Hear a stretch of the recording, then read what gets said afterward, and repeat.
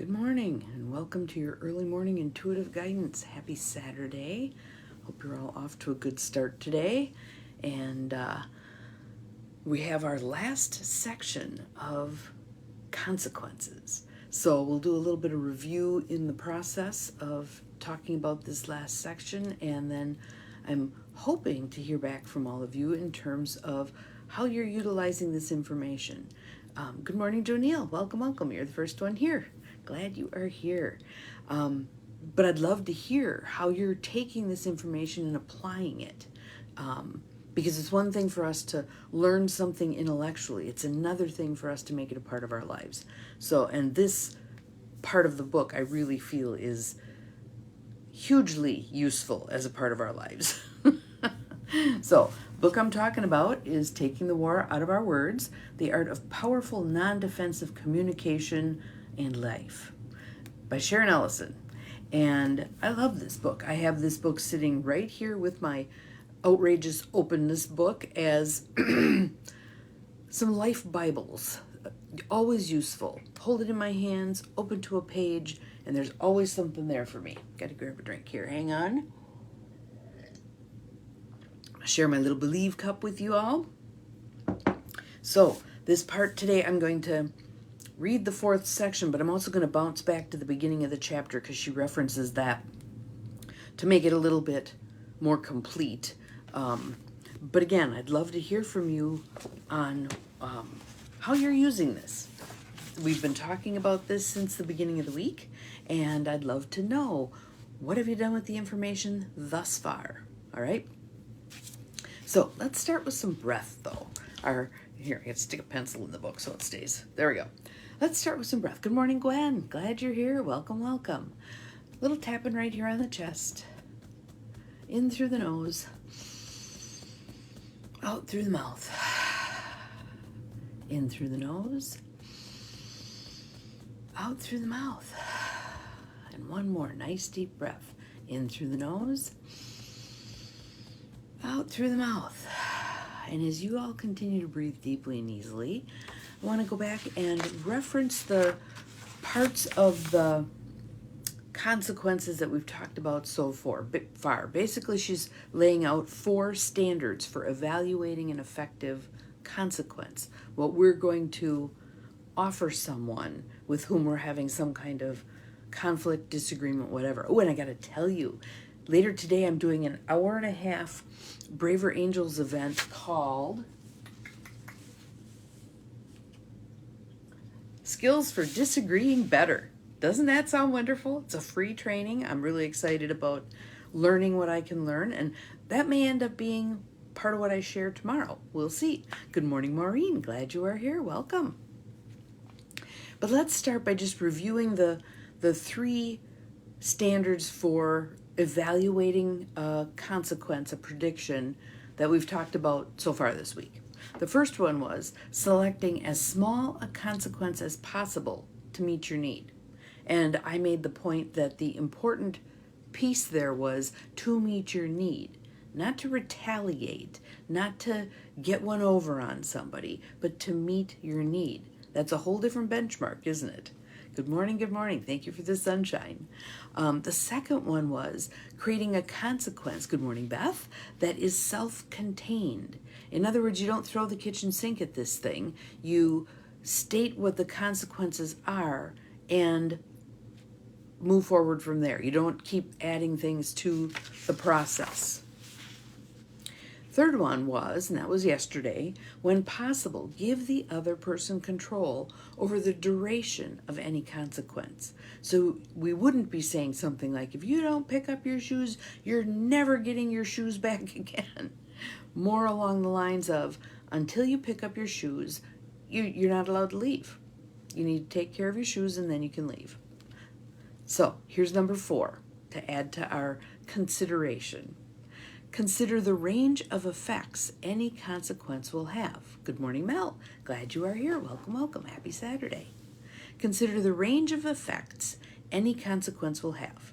So now here's where I'm going to reference back to the beginning of the chapter. At the beginning of the chapter, I outlined many of the possible consequences Sandra might experience depending on how Jake responded to her decision to not take care of his banking problems. So let's go back and I'll just review that part for you so we're all on the same page. It says, and again, Sandra and Jake are a married couple. He owns a business. She's a bookkeeper. She does the bookkeeping for his business. He doesn't keep up with giving her receipts, credit card slips, checks that he's written, any of that stuff. So when Sandra predicted that she wouldn't take care of Jake's financial blunders if he continued to write checks she didn't know about, she wanted to spare herself the embarrassment of dealing with the bank. Good morning, Abigail. Welcome, welcome. Thank you for the fun stuff. She felt particular chagrin because she was a professional bookkeeper married to the owner of the company. Yet making a prediction for another person, particularly when we prescribe consequences that we will initiate, can feel like an overwhelming responsibility. Thus the avoidance, right? Her prediction opened the door for several possible consequences that could have a major impact on their marriage. Jake might hire a bookkeeper and incur an additional but unnecessary cost to his business. In that case, Sandra might lose whatever control she had over the finances, which might or might not please her. Or if Jake did nothing, he might seriously jeopardize his financial standing and his business's reputation. You're writing bad checks, that's not a good thing. Sandra was aware that increased conflict could be the final blow that caused a divorce. At the same time, if she did nothing, she would continue to deal with increasingly intolerable stress. The kind of prediction Sandra finally used was limit setting. When we make a prediction to set a limit or create a boundary, we predict specifically how we will respond to various choices the other person will make. Limit setting is the most common form of prediction. The second kind of prediction is challenge choice. In this case, we predict for someone what kind of consequences we believe will result in the person's life if certain choices are made. This challenges the person to consider the choices carefully. However, we do not do anything to cause specific consequences. So let me give you the difference there. With the limit setting, if she says, either I get the receipts or I no longer will do your bookkeeping, she is the one who will be executing that outcome. Good morning, Nancy. Welcome. Glad you're here. On the other hand, if she says, if you fail to give me the receipts and checks are bouncing, your reputation in town is going to get damaged. She's not the one who controls that. That's an external thing. I will tell you from working with a bazillion families on this stuff, external consequences have much more power than the consequences we as a parent, we as a spouse, we as a friend hand out. So I'll give you a classic example. A young man who was at the age where he really needed to shower every day, and he was not showering every day, and he was sneaky. And his mom was constantly harping on him about take a shower, take a shower, take a shower. I suggested to her that would she be willing, because the relationship was really deteriorating, would she be willing to allow 1 week of her saying nothing about him taking a shower, no matter how stinky he got? She was willing to do that, and by, I think it was Thursday of that school week, enough of his peers had given him feedback about, I want to sit by you, you stink, that he began to shower on his own. The peers had far more influence than she did. Sometimes you just got to work with what works for you, right? So allow some of those, we called them in the process that I taught, we called them natural consequences. So there were the parental consequences and there were the natural consequences. And sometimes you let the natural consequences unfold.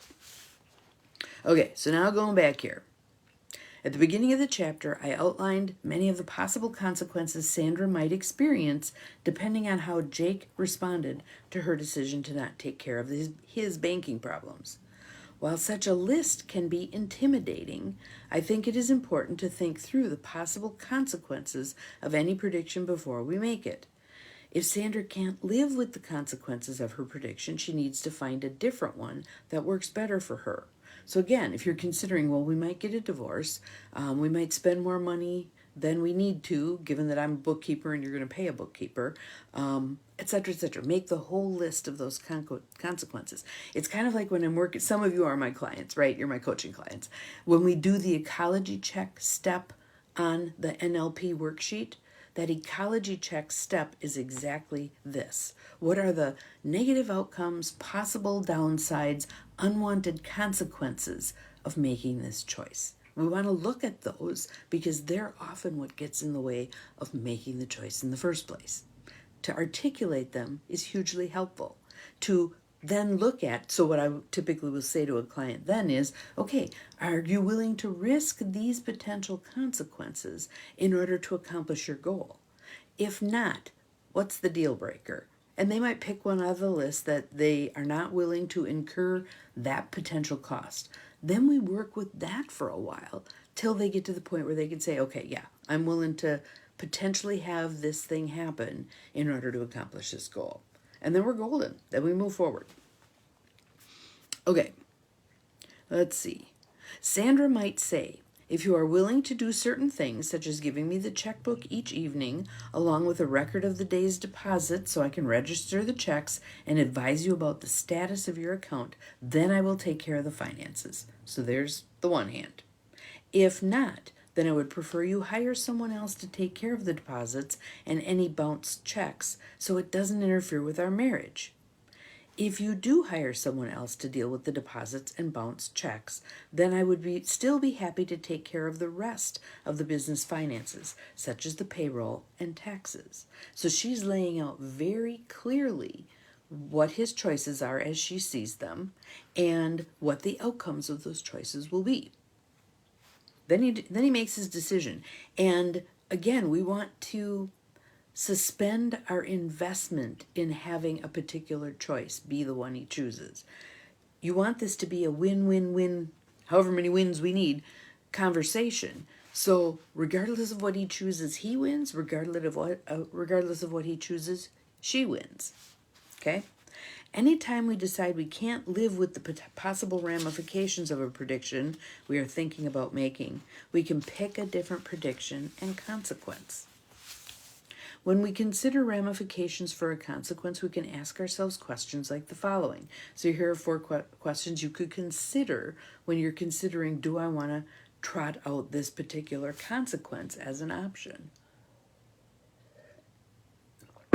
First, am I willing to follow through on this consequence? As I said yesterday when I was working with parents and children, I would explain to them, you are much better off putting up with the inappropriate behavior than making a prediction of a consequence and not following through.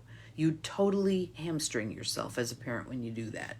If you don't do this, I'm going to get off this couch and then you sit there. No. If you say you're going to get off the couch, you will get off the couch. Because otherwise you are feeblizing yourself. And it's not a word. Nonetheless, you get the drift. The kids know immediately she ain't going to follow through. And if she only follows through 1 out of 10 times, I'm a gambler. I'll try it. Let's see if we can push her buttons and what happens, right? Any of you lived with this? Okay, so the first one is, am I willing to follow through on this consequence? Second one is there anything that might prevent me from following through? I'm exhausted. I don't have the time. I'm afraid to. Any of those means you're not offering up that consequence because you will not follow through. Am I only protecting myself and maintaining reciprocity, or am I trying to control the other person? The other thing I'd add in there, or am I trying to retaliate? And we've got a whole lot of retaliatory behavior going on in our world at this point, and it does not serve humanity. So we want to be very cautious about that we're not trying to control the other person and we're not trying to retaliate. Can I live with the possible choices the other person might make in response to this prediction? You don't want to put something out there that you don't want to deal with those consequences, right? So if you say, either you come home tonight or I'm filing for divorce, and they choose not to come home, you are now obligated to file for divorce. Is that really what you wanted to do? Or would it be better to say, if you choose not to come home, I'm going to go stay wherever. I'm going to go stay in a motel for a couple of days. If you choose to come home, we can have conversation, or if you just want to be left alone, I can honor that also. Choice is yours. And again, it is not easy to be neutral in these kinds of circumstances, especially high-stake circumstances. Practice.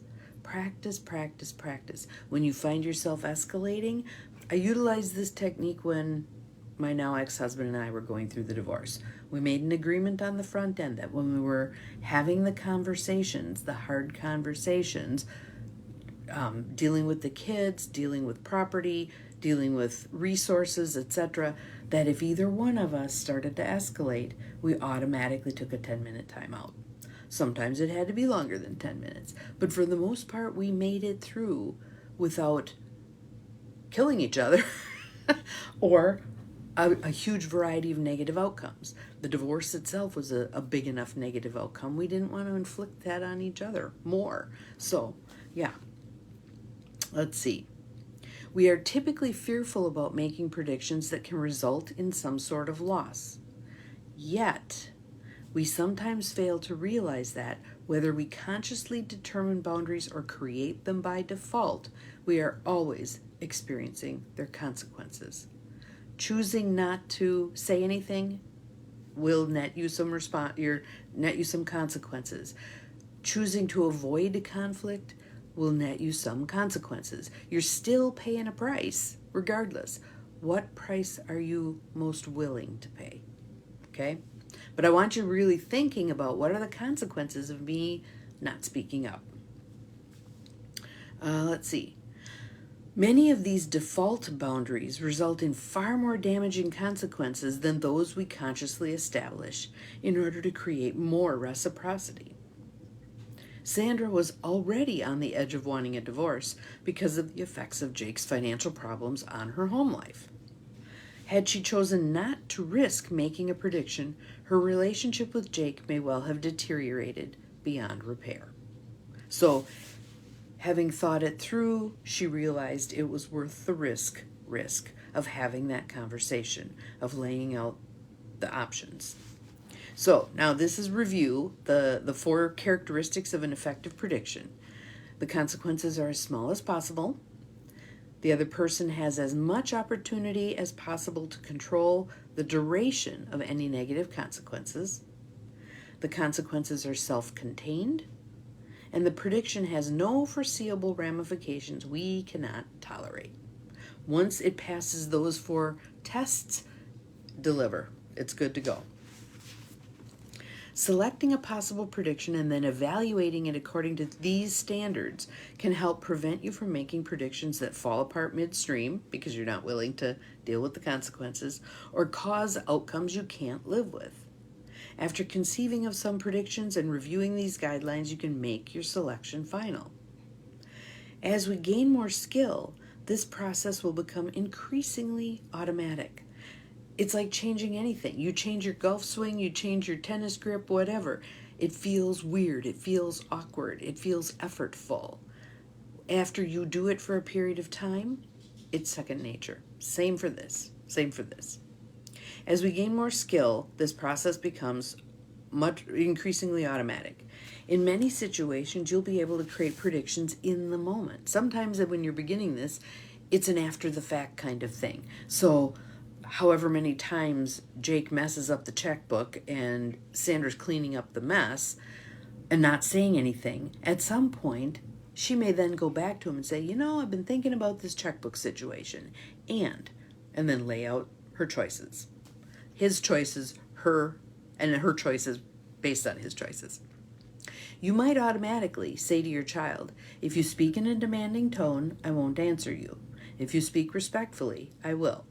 The same prediction works well with adults. Can you imagine right now, given how people are communicating with each other, the vitriol that's getting flung around? If you said to somebody, if you speak in a demanding tone, I won't answer you. If you speak in a disrespectful tone, I won't answer you. If you speak respectfully, I will. Is that going to blow some people's hair back? Probably. Are you willing to keep tolerating being spoken to in a disrespectful manner? I hope not. I hope not. So, consciously committing to the consequences we predict. A few years ago, a retired school teacher said to me, "Setting limits is like crossing the Rubicon. When Caesar went to war, he could still return to the safety of his own city until he crossed the Rubicon River. Once he did, he was past the point of no return, and he was essentially committed to the battle. I believe we must pass our own point of no return by fully committing to a prediction in order to implement it effectively." And again, interesting that that's a battle reference again, but that's kind of how we communicate, right? So, but the point being, you put the commitment out, you put the consequence out there, you make your prediction after you have committed to yourself that you will follow through. You will follow through. So I'd love to hear some examples of how you think you might use this in your life. I'd love to hear some ideas or questions or yeah buts or it'll work with everybody but Joe Blow and here's why. Put it out there. Put it in the feed. Anything that's troubling you about engaging with this prediction of consequences is probably troubling someone else, and let's address it. Let's address it. So, have an awesome Saturday. We'll see you again tomorrow. Hopefully I'll have some interesting things to share from you from the Braver Angels event today. And remember, you're capable of far more than you think you are. Bye-bye.